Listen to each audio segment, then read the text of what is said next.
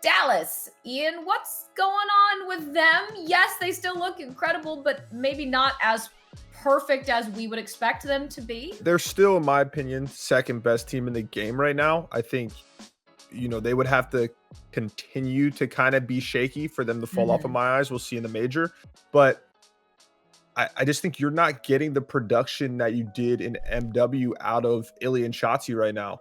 And it's weird because I've heard from pro players and just like from watching Shotzi's kind of taken a back seat to Huke in this game, kind of similar to how Huke did it last game. But Mhm. like I feel like there has to be a better way that they can use Shotzi. It almost feels like he's in a role that he shouldn't be doing it all. And I don't know if that's making him uncomfortable.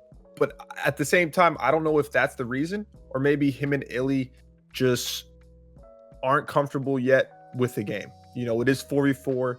It's going to be slower. It's not going to be as chaotic as 5v5. But I think those two need to get back to what they were doing last year.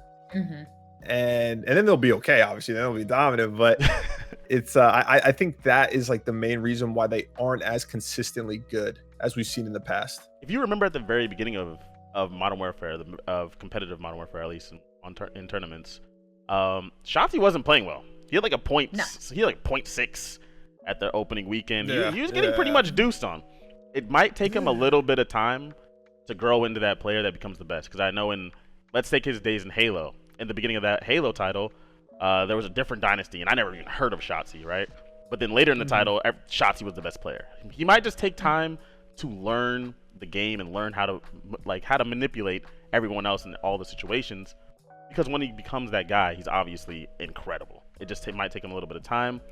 Hook isn't playing the same level of Hook as he was in Stage 1 either. In Stage 1, he was the best player, at least statistically. Yeah. He was the best player. So he is also not doing what he needs to do, but he's still incredible. And we're still talking about the second best team in the game. They're just little things that they need to fix, and they should be better at search and destroy than they are. They lost both of them again to Minnesota. That worries me more than, I guess, the series being close overall in general. Like, I expect this team to be one of the top 3-4 search teams in the league, and they just need to step back up in that mode. In their search, is there anything that you've noticed that you're like, is it a pacing issue thing? Maybe with Minnesota? What's kind of going on for them? If anything has stood out for you that they can tighten up? It looks like they're stuck in the 5v5 S&D gameplay where they try to make it chaotic, right? They try to force the issue on you in different ways by being aggressive or late flanking, but they're not doing it methodical. At least that's what it looks like to me.